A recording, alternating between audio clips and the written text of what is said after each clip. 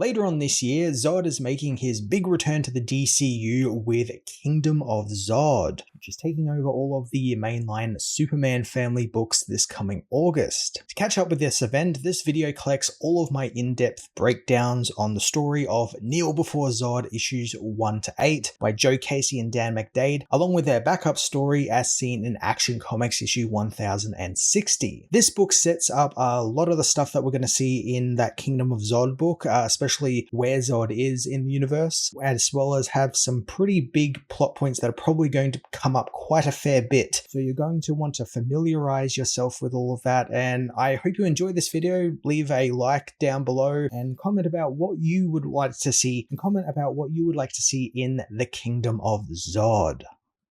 6 months ago on New Kandor, the United Planets Council tell General Zod that they thought his pledge to them was genuine, but he has since covered his world in a veil of secrecy and adopted isolationist attitudes. The beings think that he is hiding something, but Zod refuses to be talked down to by a Kaluan of all people, and they have constructed a new model of society to help fulfill their destiny. Zod tires of their hypocrisy as the United Planets remind him that if not for their funding, Zod's plans on New Kandor wouldn't have been able to take shape, and they refuse to let their efforts fail because he has a change of priorities.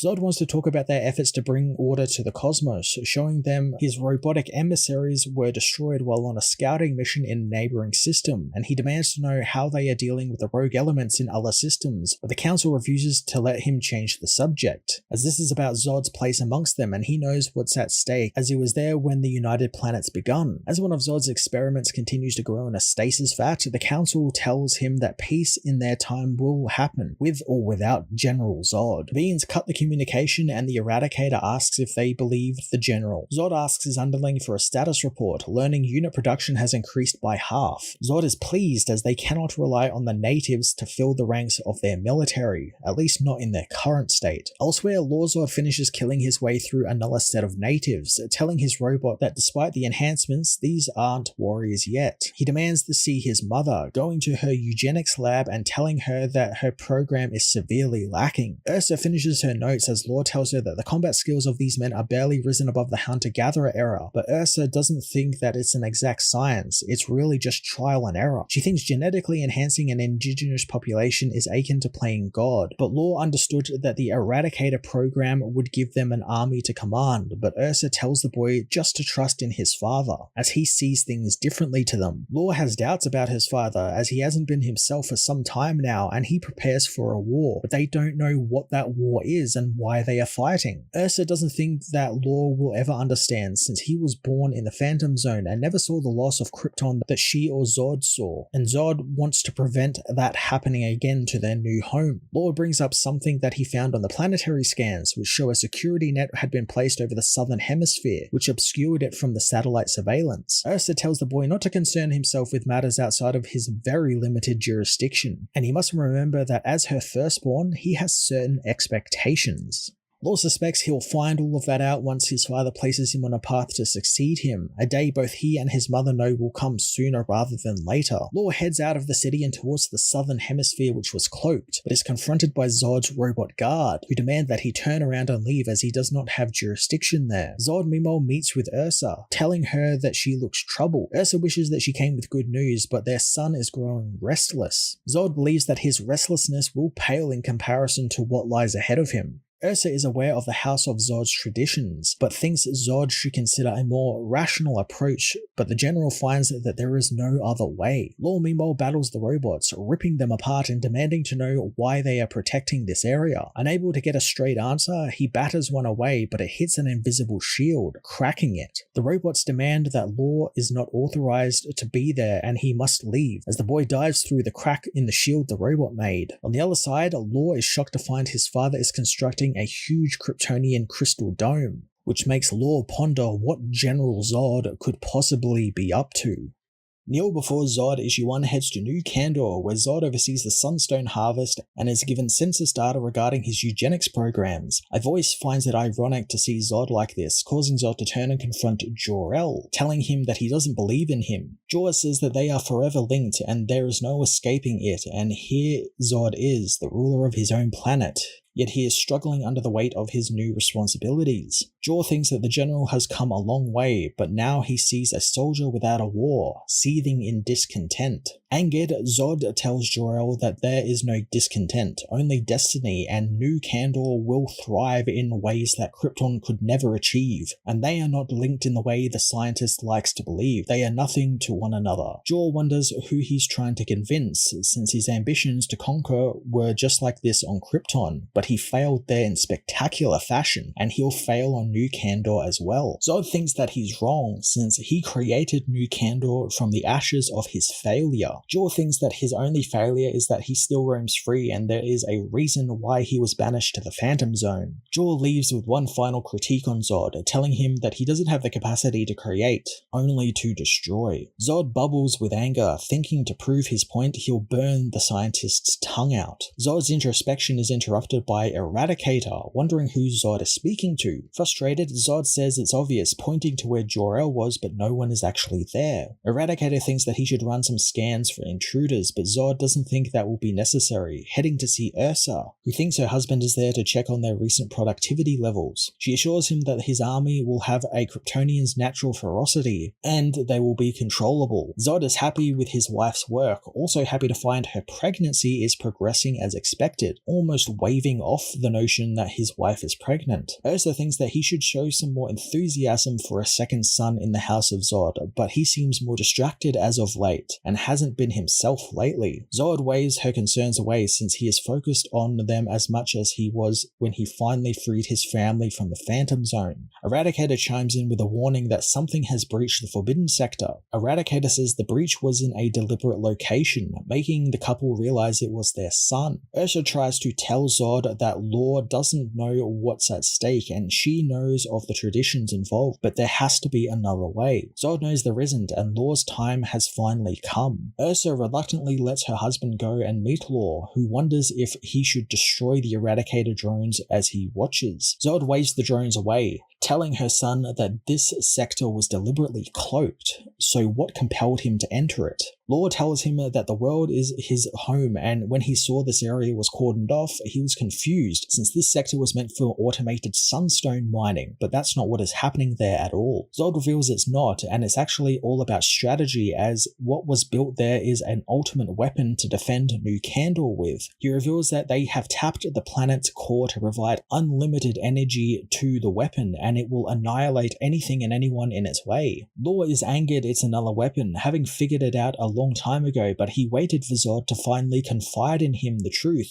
But he never did, and now he wants to know why it was built. Zod tells him that the United Planets have it all wrong, and unity cannot provide safety and strength, as real universal peace is built on distrust and deterrence. Lor doesn't want any more lessons from the man, but Zod clearly thinks he needs them. Lor reminds him that they are conquerors, and if this is a weapon they can unleash hell on the galaxy, then they should use it, unless Zod has lost his edge. Lor makes it known that he believes his father is not suited to rule anymore, but Zod slaps him away, telling him that he will not be disrespected by his own son. Lor crashes into the ship below as his father tells him that while the boy thinks he knows struggle, he has no idea. Lor blasts his father with his heat vision, carving a rudimentary House of El symbol into his father's armor. Zod believes that this has finally made him cross the line, and the brand of savagery Lor has tapped into comes from deep in them, and he knows it feels good and satisfies his son, but he must remind him where he gets it from. Zod grabs his son,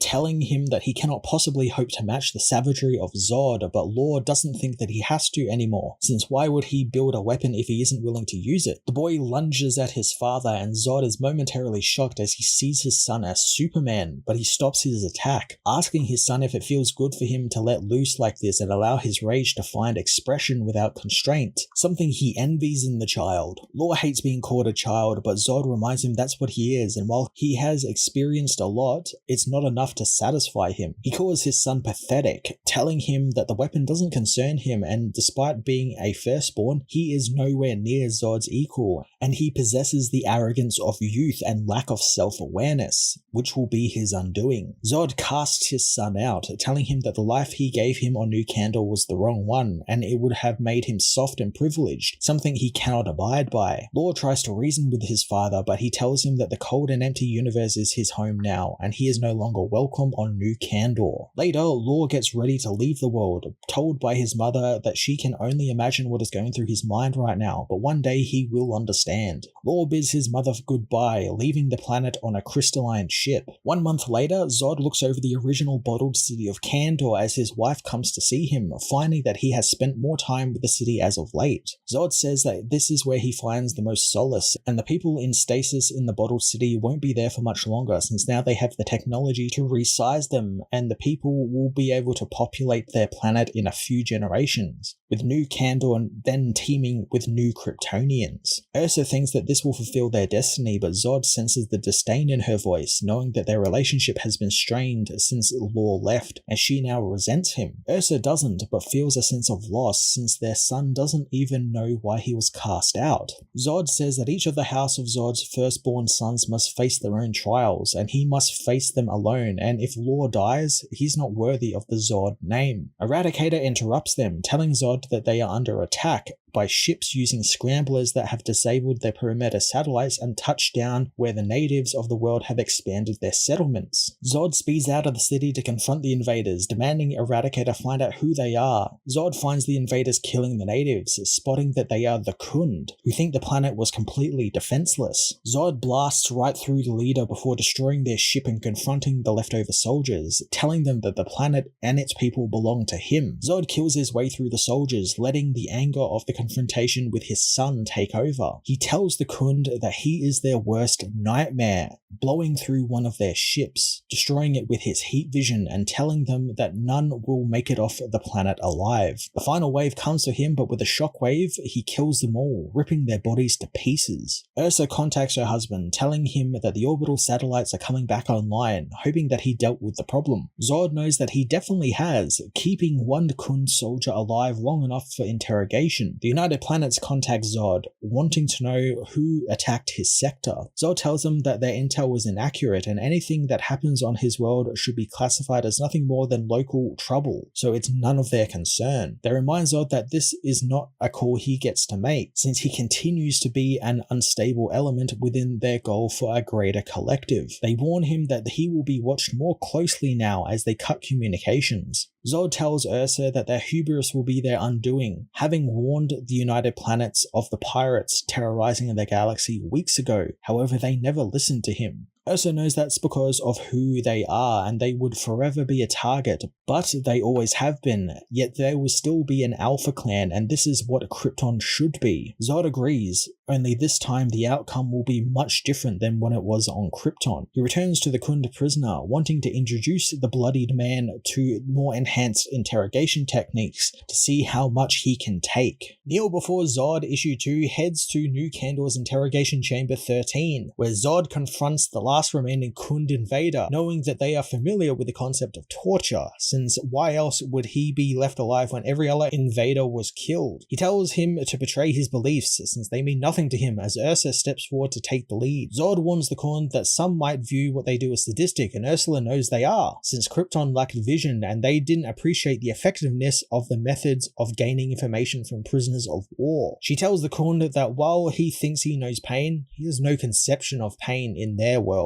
Zod wants his wife to demonstrate what this means, so Ursa activates her heat vision, explaining that they are aware of the Khund's unique physiology. The Khund begins to scream as his brain is cooked from the inside. Zod tells the Khund that he believes that there are more in their invasion plans than just random acts of violence, but he wants to do this the hard way. He signals to the Eradicator robot nearby to shock the Khund, causing the man to begin to scream in pain louder, a scream which soon turns to laughter however. The Khund, through his screams and laughter, tells Zod that he is arrogant to the point of ignorance. The being reveals that their Emperor pretends to adhere to the Treaty of Peaceful Unity, making him the shame of their species. But Zod is here on his own world building his own weapons of mass destruction, and they want his weapon and they will take it. He reveals that his unit was just recon, and Zod is well aware that more will come, so many that they will overwhelm him and conquer his world. The Khund laughs again as Ursa kills him with her heat vision, burning him alive.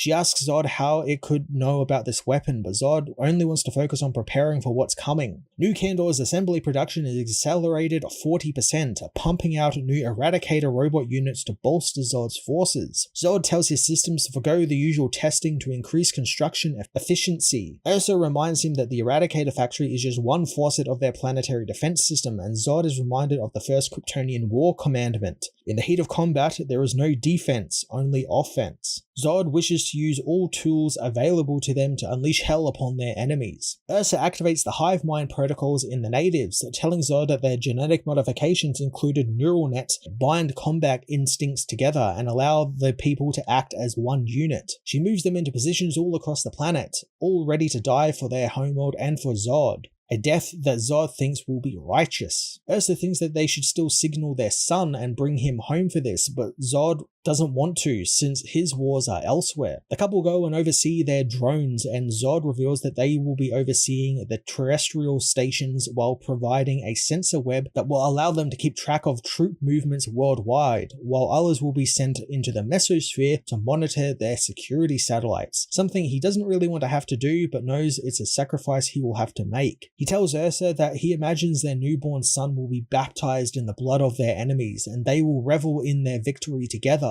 for the glory of New Kandor. The Eradicators head out into space and go to their security satellites, interfacing with them, but the entire structure is blown up by the arriving Khund Starhive command vessel. The Khund leader orders his ships to dive and spread like a virus across New Kandor. Zod monitors the battle, finding their moves to be way too obvious. He knows that the Khund are not deep thinkers, and they snuff out burning fires by hurling their own bodies on it. Ursa is surprised that the prisoner was telling the truth, but they should still have tortured them more than they allowed themselves to, if only for the sport of it and nothing more. Zod knows that Ursa will get the chance to do more torture, but for now they are a world at war. Ursa asks why they don't just use Zod's pet project in the southern hemisphere, since it must be almost completed by now, so it's the perfect time to demonstrate its effectiveness as well as their superiority against another race. Zod wants his queen to show patience, since their weapon is part of a strategy that is much larger than this war. He reveals that the weapon will be cloaked and the Khund won't be able to find it, and it will remain hidden for the foreseeable future. He assures his wife that their superiority was never in question, and this conflict is just an inconvenience to them. Ursa tires of Zod's unwillingness to act, smashing him in the face. Angered, Zod's eyes flash with his heat vision, demanding to know why she struck him. Ursa knows that his threats are all but empty, thinking that he has forgotten himself, and it's time he starts acting like the great General Zod again. She tells him that she struggles to recognize the once great military mastermind, and now all she sees is a decaying despot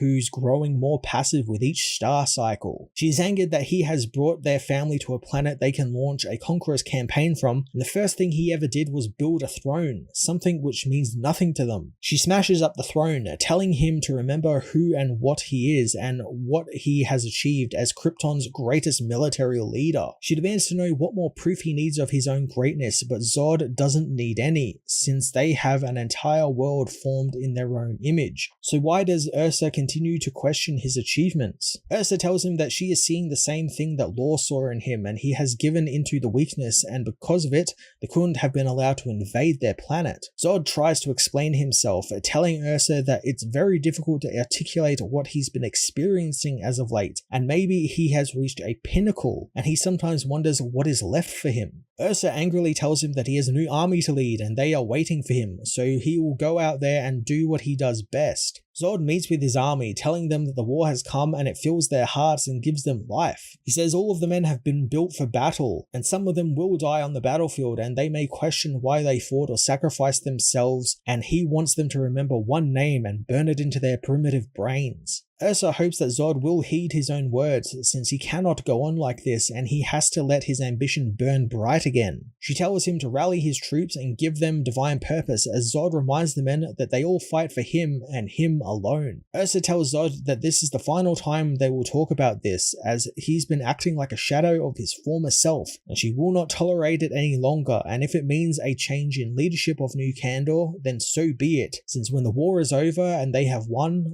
Zod will kneel before Ursa. Hello everybody and welcome back to the Fortress of Solitude. Today we're going to be checking out Kneel Before Zod issue 3 by Joe Casey and Dan McDade. The war for New Kandor begins as the Khund launch an all-out assault on Zod and his people. After the planning Zod and Ursa did in the last issue, we get right into the action right from page 1 as Zod and Ursa split up to cover the entire planet, with Zod off holding the front lines while Ursa secures the city. In those first two issues, we had a Zod who was a little bit more unsure of his place in the universe now that he had everything he wanted. He had achieved everything he wanted in life. It was a very King Conan way to take the character. And I love Joe's done a big shift here with Zod's character as now he's back in war. He's been thrust back into a war he didn't want to have. And it's a place where he thrives. And it's just the good old General Zod that we've seen many times before. The conversation that he and Ursa had at the end of the last issue as well continues into the pages of this book as Ursa is quick to remind Zod not to dive too deeply back into war and remember that he is fighting a battle on multiple fronts. Zod, Ursa and their forces make quick work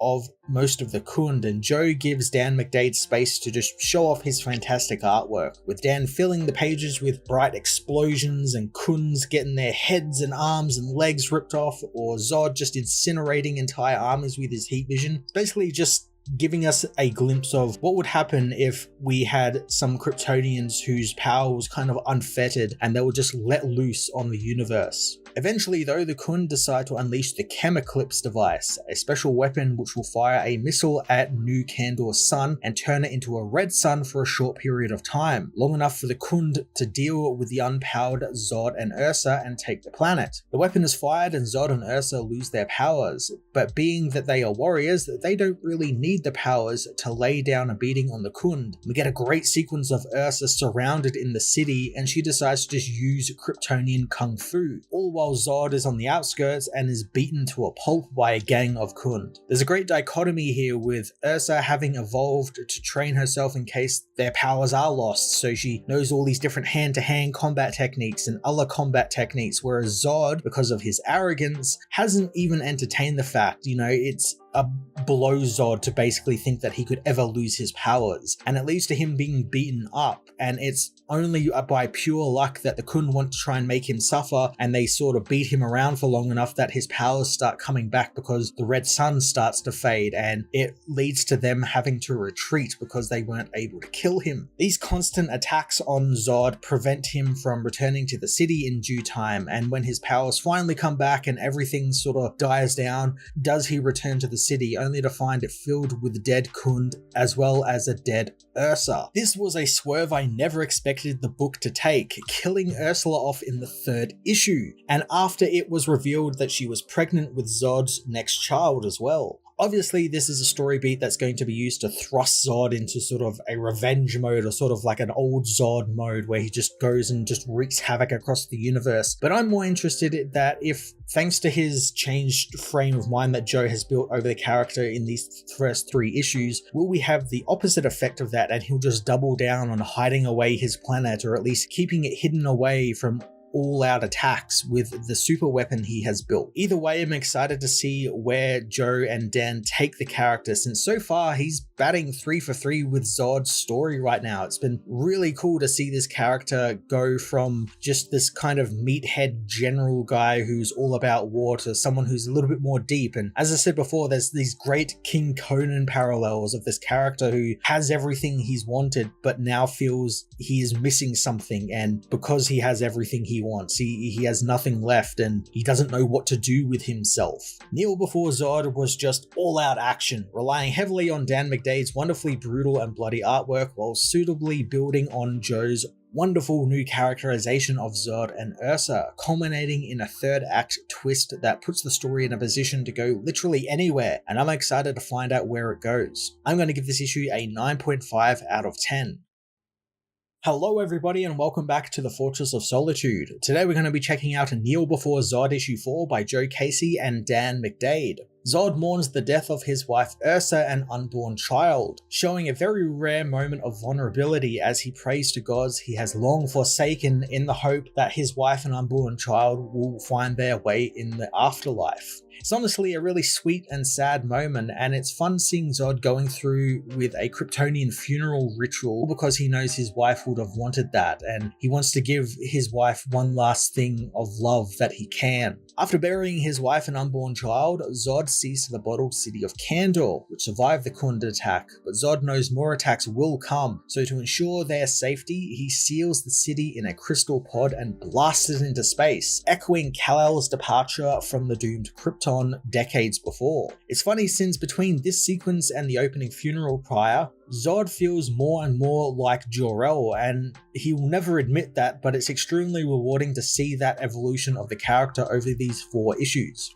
Speaking of Jor-El, the man reappears to Zod as he is enacting the Omega Protocols, which will further protect his planet and people. I really like the characterization of Jor-El here because we know it's like Zod's memory of Jor-El, so he's kind of put his own sort of spin on what Jor-El was actually like, and this Jor-El now is like really condescending to him and insulting, much like how he viewed Jor-El, even though Jor-El was nothing like that. But because Zod is so set in his ways and was so against everything that Jor-El stood for, this is how he saw the man, and I like that that's how his mind is showing him that. And I took it as his mind trying to do anything to rile him up and revert him back to, you know, the bloodthirsty General Zod that he once was, while Zod is actively trying to fight against that. That's what I find so bloody interesting about this book, is doing Zod in a completely different way, totally opposite to what you think his character should be in a book, and it just works. Joe has made Zod more interesting than he has been since, I want to say, The War for New Krypton, a story that's over a decade old at this point, and it's been a long while since he's had any sort of actual characterization outside of evil Superman general guy, which he usually is played as. Zod finishes enacting the Omega Protocol, which fully cloaks the planet, hiding its existence from anyone and anything. With his planet and people secure, the only thing left for Zod to do is get some sweet, sweet revenge, and he does just that, taking the Khund head on and obliterating their command. But not before learning that they found out about his planet and superweapon thanks to interrogating his son Lor-Zod, who, if you remember, was exiled in issue 2 from New Kandor, and whose adventures are continuing over in Sinister Sons, and it's where that interrogation took place. Zod's anger gets the better of him and he ends up causing the ship to go into meltdown, and the Khund, realizing what Zod is doing, resign themselves to their fate. And I think that was a really neat scene. It was not something you see all too often, but I like this idea that there's these people who are attacked by a Kryptonian and they realize that they are being attacked by a Kryptonian, something that's literally unstoppable in the larger scheme of things, and they just realize that and they're like, well, we're gonna die here, we might as well just accept our fate, there's no way out of this at all. And it's not something you see all that too often because obviously Superman doesn't go around killing people. So to get that with Zod is really quite cool and really terrifying as well. It just shows that if there were a couple more of these guys just floating about like they are on the bottled city of Kandor, then this could have happened all over the galaxy, and it's pretty terrifying to think of. Now, thanks to the ship being powered by a white dwarf, it explodes, obliterating itself, the Khund, and Zod as well, who is burned to a crisp and then flash frozen in the vacuum of space. However, we find out that he is still very much alive as a passing ship takes him on board and carries him off into the unknown. With Ursa dead, Lor-Zod gone, the new Kandor now off the board, and the bottled city of Kandor launched back into space, the book has essentially reset itself to focus solely on Zod and his journey now, thrusting him off on his own into the galaxy. This is a pretty big thing to happen, especially just 4 issues in, but I trust Joe and Dan to deliver a compelling story with Zod and wherever he takes him. I'm also looking forward to seeing if a lot of the stuff that happened in this, specifically the bottled city of Kandor being launched out into space, has anything to do with the currently running House of Brainiac storyline, since Zod made a big play to get the bottled city of Kandor, and this seems like it might be an idea to get that into that story, into the House of Brainiac story, and maybe this is even a way to get Zod over into that storyline in some way, and him getting an interaction with Superman would actually be pretty on point with the stories that are running in this book as well as over in the Superman books, since they've all been about family in some way. We've had Zod's family and how he's dealing with it. Superman and his family have been a big part of that book ever since Philip Kennedy Johnson took over, and then obviously Joshua Williamson as well. So it would be cool to see these two books sort of clash together and these sort of opposing sides of family and what family means. That would actually be really cool to see that happen, as well as it would be cool to see Zod interacting with Superman again, since it's been quite a while since the start of Rebirth. So it would be really cool to reunite these guys again, especially with a Zod who's now changed as well. He's gone through some character development. So what does he now think of Superman, especially because Jor-El is like hounding him in his head? I'd be interested to see what he thinks of his son now. Kneel Before Zod continues to exceed all my expectations, delivering great action and even better character work. As of the end of this issue, the book has pretty much reset itself, and I'm really looking forward to see where Joe Casey and Dan McDade are going to take it now that Zod is loose in the universe. I am going to give this issue a 10 out of 10. Hello everybody and welcome back to the Fortress of Solitude. Today we're going to be checking out A Kneel Before Zod issue 5 by Joe Casey and Dan McDade. Zod's odyssey into the unknown continues as in the wake of destroying the Khund invasion force attacking New Kandor, Zod finds himself on the verge of death, quite literally reduced to a husk of himself as he floats through space. Casey begins the issue with a real neat flashback to Zod's troubled childhood, and we get some really great looks into the House of Zod's traditions, and we find that they are quite violent as Zod undergoes the same trial he gave his own son, exiled from his family so they can force him to grow an iron will and learn the harsh realities of the universe. We see a young Zod carve his house symbol into his chest before he meets Jor-El for the first time. I really love just how much of a difference the L's and Zods are on display here. We get to see Zod from this violent military house, which is very primal and very, animalistic, while Jor, the little bit we see of him, he's from that more refined scientific society. And I like that we get to see more of that side of the people of Krypton and how they're scared of people like Zod because of how violent and militaristic they can be. Despite this, Jor tries to befriend Zod before turning on him and telling him that everything he touches withers and dies off. It's here we get a neat twist,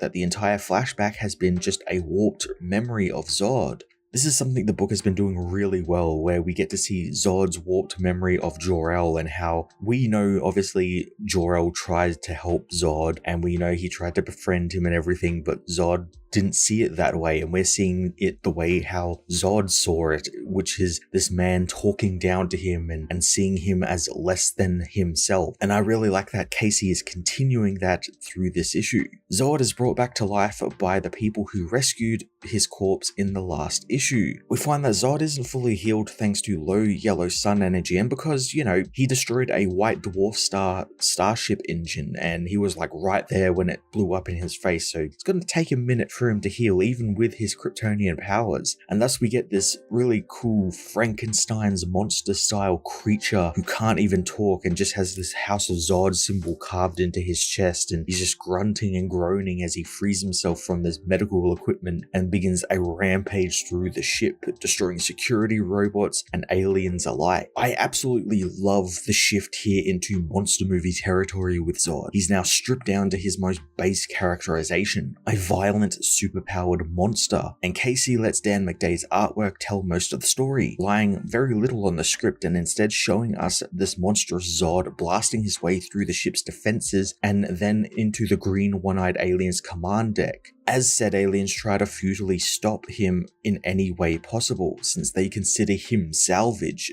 Zod's new design is fantastic as well. It's just so simple. It's a fleshy, homunculus mess, and I love seeing it evolve over the issue until at the end he's got this great black cloak and a pair of Sting's underwear from Dune. It's a complete overhaul of the character that reflects where Zod is mentally right now, and also the first real redesign Zod has had since the beginning of the New 52. People seem to forget that the Zod we've been seeing, where he has like that sort of armor and black cloak, that's the New 52 design, and he hasn't been redesigned in years. So this is like the first big sort of swing we've had with the character. So I'm really happy about that, and I'm looking forward to seeing what he will look like after this, whether they go back to, that that more traditional Terrence Stamp look, the black one piece with like the goatee, or whether we get like a little bit more of a combination of that and the New 52, or a bit more of like the more classic DC look where he was a bit more of a general in terms of like the outfit he would wear, a bit more militaristic. I'm really looking forward to seeing where Joe Casey and Dan McDade get to take this character now that they have seemingly free reign on his new designs. Eventually Zod makes it to the ship's bridge and begins to talk again, although talking is the last thing he wants to do,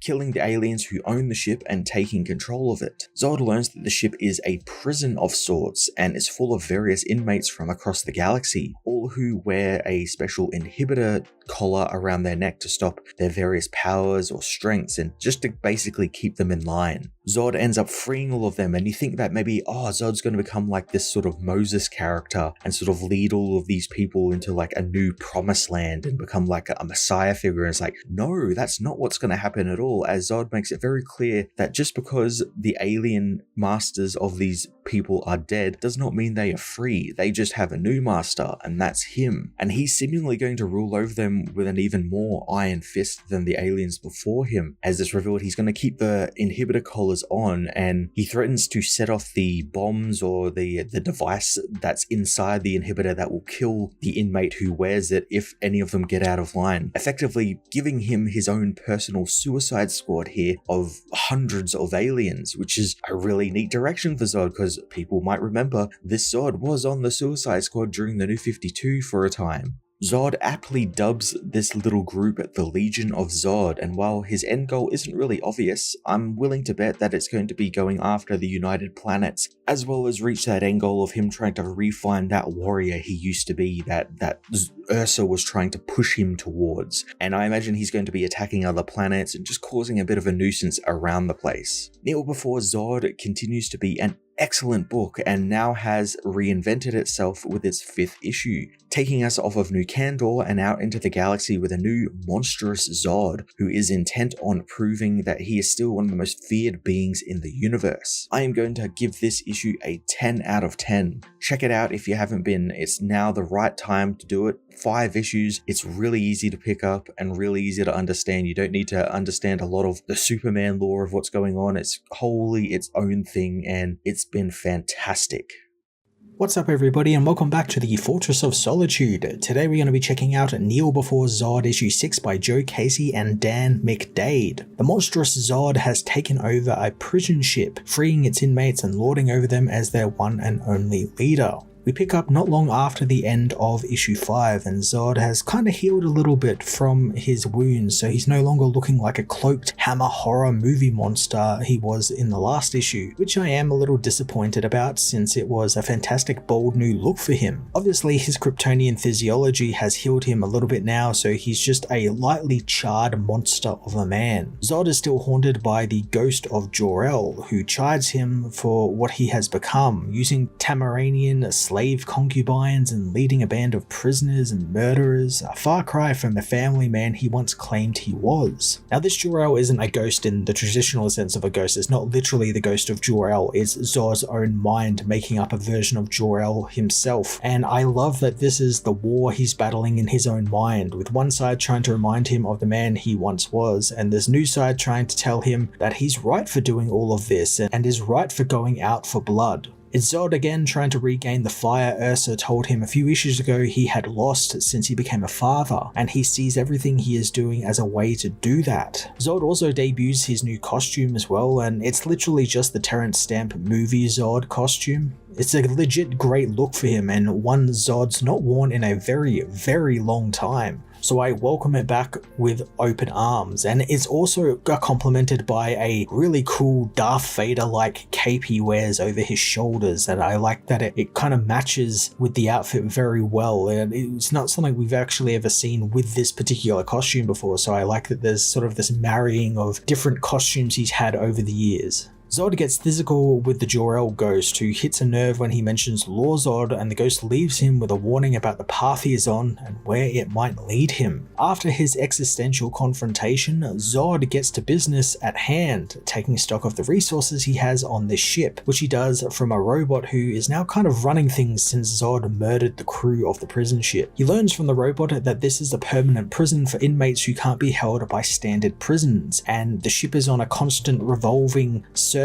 around the universe on the outskirts of it, so it's away from populated places. Zod discovers there is also a supermax level to the prison deep in its bowels, which is still locked down, and a manual deactivation is needed, according to the robot that is, since whatever's in that cell is so dangerous it cannot be let out. I really love the ominous build-up here of what is in the supermax. The robot guard is seemingly worried about what's inside, but Zod just sees it as just another challenge and possibly another ally he can recruit. The robot is left in charge to change the course and see to the supermax prison as Zod addresses the troops, as he puts it, revealing that while they are all freed on the ship, he is keeping their inhibitor collars on so he can keep them in line. The robot meanwhile reveals that it didn't actually need some sort of manual clearance to open the supermax, and it just outrightly lied to Zod and actually overrides the security, shuts down the supermax, allowing whatever is housed in the cells to blow its way out in a green explosion. The ominous nature of the supermax is further built on by writer Joe Casey, as the prisoners are all asked by Zod about it, and they won't really say anything, instead pointing him to the man in charge, which is this big red Terrazian fellow who Zod goes to see. And I kind of like this exchange here where this guy is kind of in charge of all of the prisoners. He kind of keeps them in line, and Zod knows that, so there's this kind of mutual respect between both of them where Zod makes it known that yeah, he's the one actually in charge, and he's just kind of given this guy a little bit more of a longer leash than everyone else, since the guy has moved into the crew quarters, a bit more, flashier quarters than what he's used to. Zod doesn't really care about any of that. If it just makes him seen as more of a leader, then that's fine in his book, because he wants to keep these prisoners in check. But this guy ends up telling Zod to go and see for himself what's in those cells, a line which will actually come back a little bit later on in the book.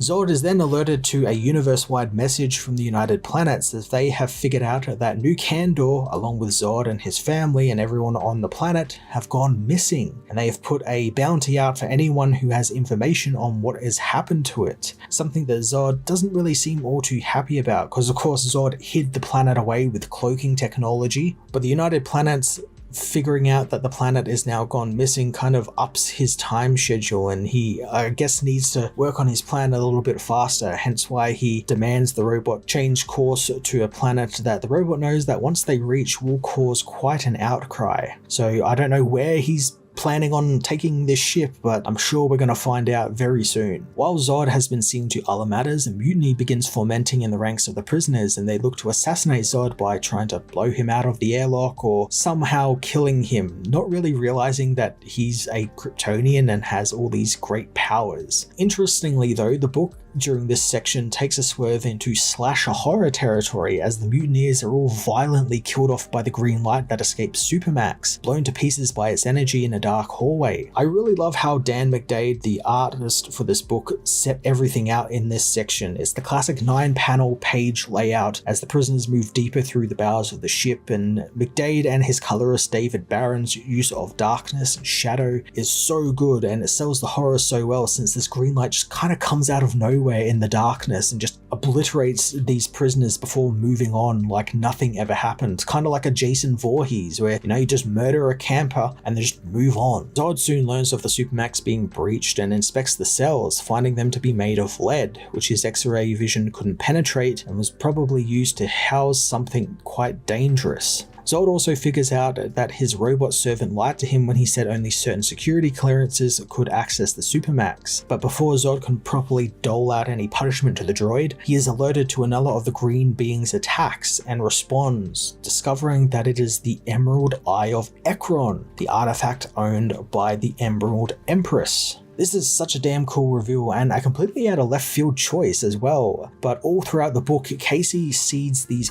wonderful little lines, like Zod being told by the prisoner's leader to go and see for himself, and things he should be keeping an eye on. Just all these little phrases that relate to eye-related things all popping up, all these little jokes and phrases, and you wouldn't think twice about them in the book because they aren't really drawn too much attention to. They're just in the natural dialogue. But when you start looking at it after this reveal, you're like, oh, this is really cool. This is like set up all through the book. This is so damn cool. And I love it when books do that sort of stuff, go that extra mile and add that little bit of extra detail, and definitely big points in my book. I absolutely love that detail. Zod battles the Eye but finds its energy too overpowering, also finding it rather familiar as the Eye suddenly breaks off its attack to go and find its user. Zod tries to stop it but it's in vain as the door blasts open and it releases Fallacy, the Emerald Empress. The Empress being Zod's new foil is very fun as it's put him on the back foot kind of, as Zod will have to defend the prisoners, that he wants to use as an army for wherever he's going. He's just got his ship back, so he doesn't want someone destroying it, taking it over or anything. So I'm really interested to see Zod fighting this other villain, and a villain who he's seemingly weak to since the power the Emerald Eye of Ekron has seems to weaken him, much like kryptonite. On top of that, Zod is also still very weak as well from being almost blown up by an antimatter device, so he's very much on the back foot and very much handicapped during this fight, so that's going to be a lot of fun to see in the next couple of issues.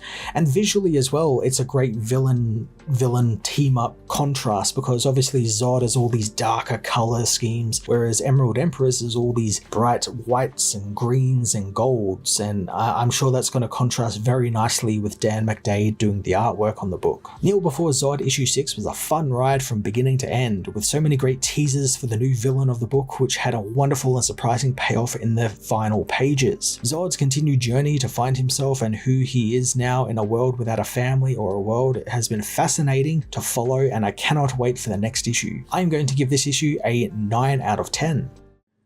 Hello everybody and welcome back to the Fortress of Solitude. Today we're going to be checking out Kneel Before Zod issue 7 by Joe Casey and Dan McDade. Zod's battle with the Emerald Empress heats up as the Emerald Eye of Ekron finds Fallacy, the Empress herself, and powers her up, allowing her to attack Zod. So if you're not particularly familiar with Emerald Empress's backstory, she's kind of a crazy character. She's got a lot of mental problems, and they make her see everyone in the world around her as Pharos, the Duke who once imprisoned her, and that is exactly what happens here, as now that she's got her powers back, she begins seeing Zod and the prisoners as the Duke, and thus attacks them because of it. Doing this causes Zod to stand up for the prisoners, as I assumed in my review of my last issue that he would, meaning that Zod inadvertently becomes kind of like their champion, and he's there protecting them really just because they are going to be his army. He needs these followers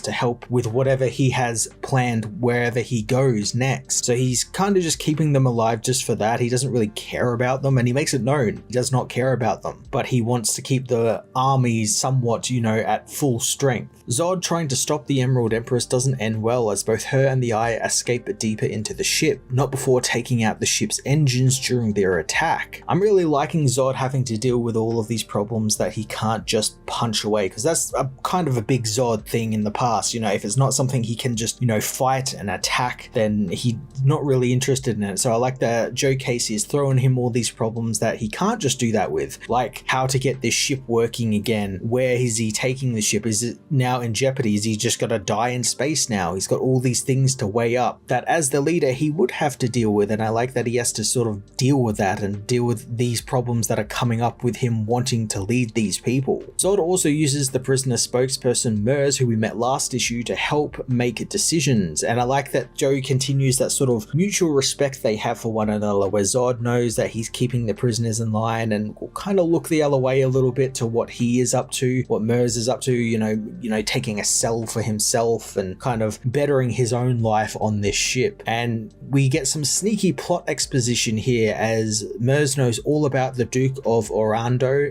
that the Empress was talking about, as well as what the Eye of Ekron is, things that Zod believes are just myths and legends. Their chat is interrupted as the ship's hangar erupts into a fight that garners the attention of the Emerald Empress herself, who believes the Duke is using these people as playthings and entertainment, making them fight for his amusement, and she ends up using the deadly green flames of the eye to burn these people to the bone, basically. And just in her way, it's her freeing these people, which is really quite interesting. It just shows you she's like insane. She's an insane person. And I like that Zod has to go up against something like this, something more evil than he is. I quite like how Dan McDade portrays the Eye's power as well. It's either like this overpowering green light that, blasts all these people, or it's a deadly green flame that burns people to their bones. Like what happens to one guy when he tries to grab the orb and sort of restrain it. He just gets crisped almost immediately. And the way the orb moves and attacks people like this reminds me of things like Heavy Metal and the green orb in that, the Loch-Nah in Heavy Metal. That's very similar to that, and I wouldn't be surprised if Dan McDade and Joe Casey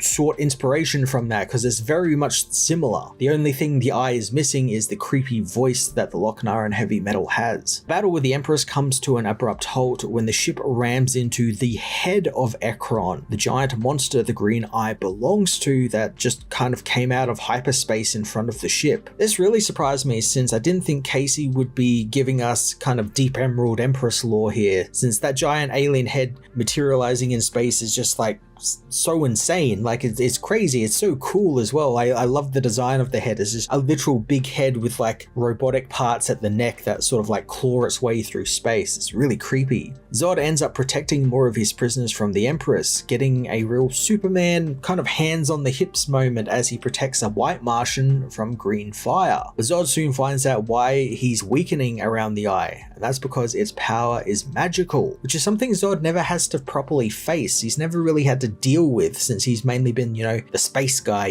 dealing with Superman if he ever appears. So I like that it's something new and different for him to experience and have to deal with, and he has no idea how to deal with it, so he doesn't exactly know what it is. So he has no defense against it, and I like that he has to deal with that. Surprisingly, the Kryptonian and the prisoners are saved by Graf. Well, I don't say saved, I say more so their fight is interrupted, as he's the dog-like being from the last issue who was attacked by the Emerald Empress, and he has left the medical bay, and he arrives just in the nick of time to blow Emerald Empress and Zod out of the airlock, leaving them to get eaten by Ekron. Luckily though, Ekron, once he gets his eye back and it rematerializes up in his eye socket, he vomits out Zod and he returns to the ship, where Graf is in the middle of committing a mutiny, since that was his whole thing when we first introduced to him last issue. He wanted to commit a mutiny against Zod and actually mentioned blowing him out of an airlock, and I like that they make mention of that here, about how easy it was and how people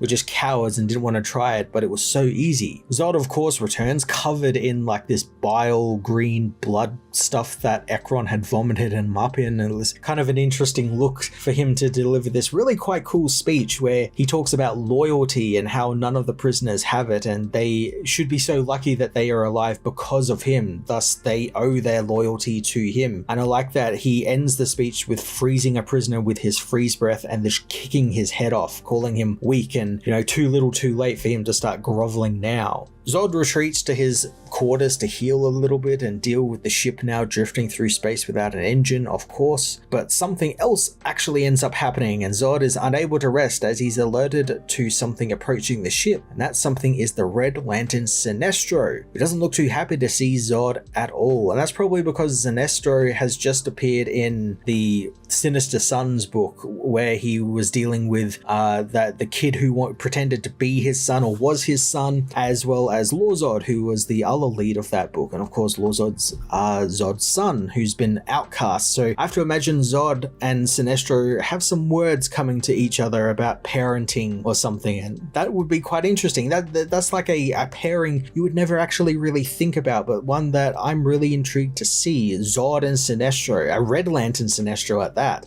Both of these characters have a great anger for what happened to their worlds basically as well, because Sinestro of course is dealing with New Karuga being destroyed, and he recently in Green Lantern left that world to go and find out what happened. So maybe we're seeing storylines get tied together, which is really quite cool. But either way, I'm really excited to see what Joe Casey does with both of these characters. Kneel Before Zod issue 7 was a fantastic action-packed issue that really lent on Dan McDay's wonderful looking artwork, green tinged artwork throughout this entire issue, thanks to the arrival of the Emerald Empress, an interesting new foil for Zod to have to fight, a magical villain, something Zod never really has to fight all that much. But I like that Joe Casey is taking Zod in some new and interesting places. I'm looking forward to seeing what he has in store for us now that he's teaming him up with Sinestro next issue as well. I'm going to give this issue a 9 out of 10.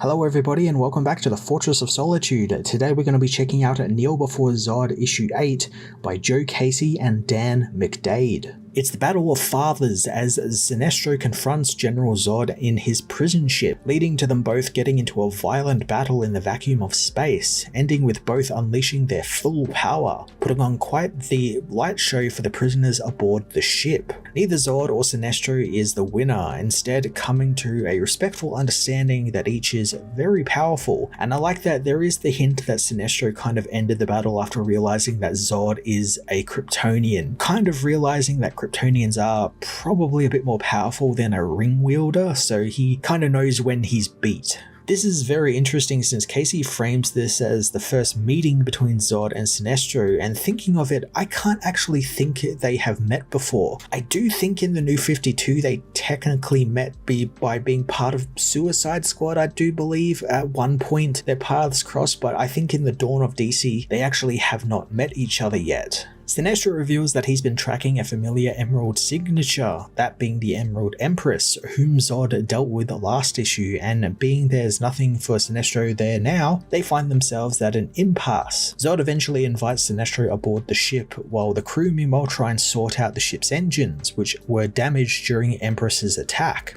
I do wish we had gotten a little bit more time with the crew, or at least fleshed them out a little bit longer as a supporting cast.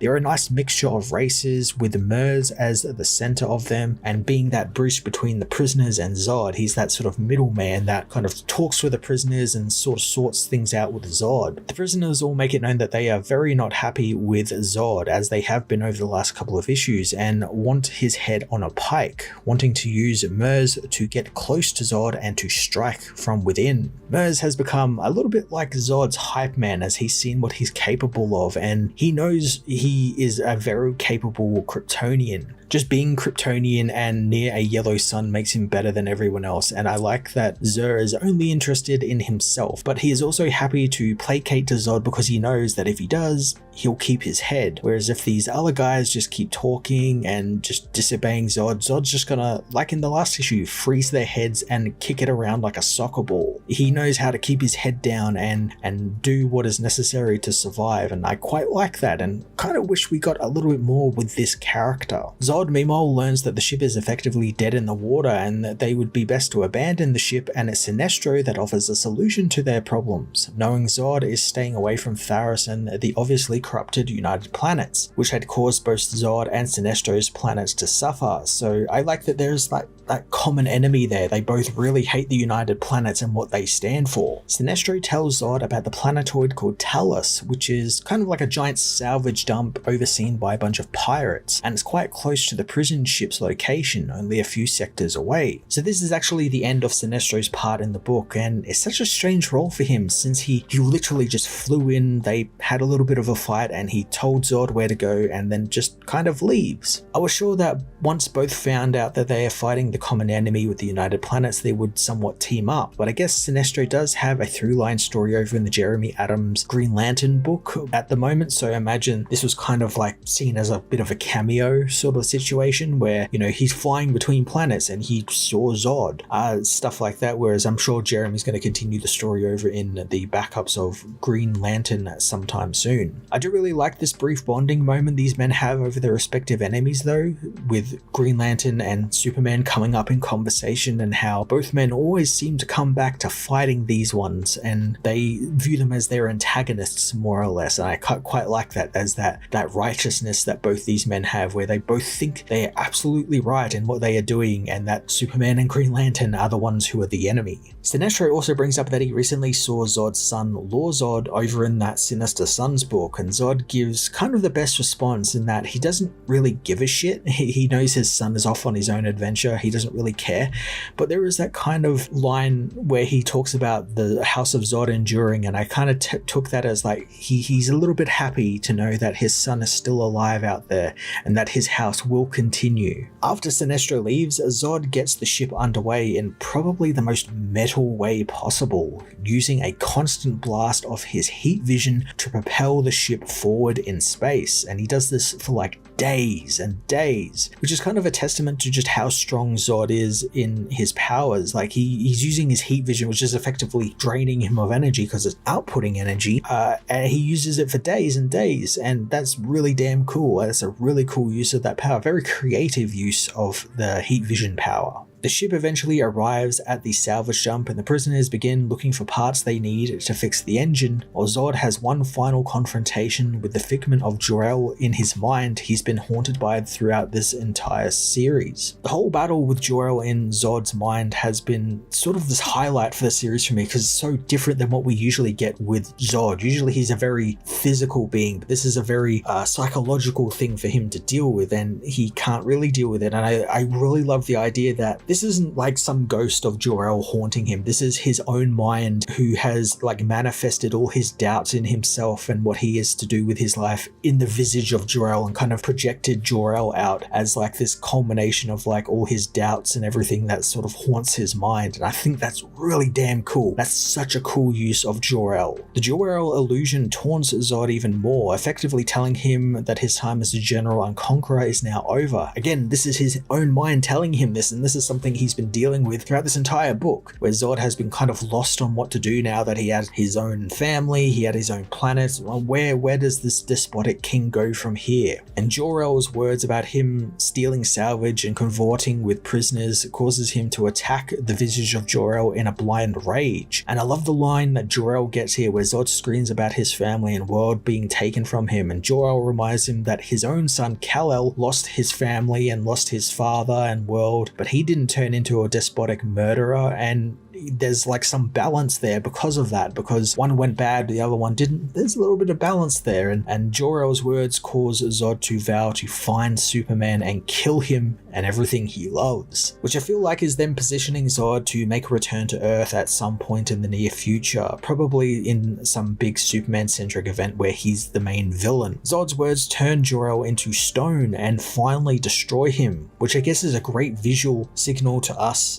that Zod has finally found his purpose. He's moved past all of these doubts, basically, and he has found his purpose, which is to sow chaos, and I guess his end goal is to confront Superman again. And that's actually kind of great, because this is like Joe Casey putting the toys back in the box almost, and kind of returning Zod to that classic purpose he always has, where it's to battle Superman, but he adds that extra weight to it that is just beyond an evil Kryptonian battling a good Kryptonian. There's all this stuff with the family he's had and how that was taken from him, and there'd probably be some sort of through line where him and Superman have some sort of shared knowledge of that, like they both had their families taken from them at one point or another, so there's like a bonding thing they could probably do there. Really interesting where Casey has sort of positioned Zod now in the DCU. Zod's fight with Jor-El ends just in time as the crew fix the ship and they leave the salvage dump, and Zod decides to give the crew a direction finally, deciding it's time for them to cause their own type of chaos in a galaxy filled with chaos, and they will begin with Khundia, the home of the Khund, who attacked his world and killed his wife. And that is where the book ends, not just in this issue, but for good as well, because of course this is the final issue of the series, at least for now, as the book stresses enough that this is the end of Zod's story for now, and we'll probably see Zod make a return in the coming months in something. Overall, Joe Casey and Dan McDade's Zod-centric series was a total win for me. It took a character we've seen a lot of and gave him much needed refresh on every level, building up his character in a very interesting way that isn't solely relying on Superman or in Zod's classical fashion of just being a very physical character. This was a very psychological adventure for Zod, and for him to deal with his own mind as a villain is very interesting. I'm very excited to see where Zod turns up next and where his newfound purpose will take the character in the DCU. I'm going to give this issue a 9 out of 10.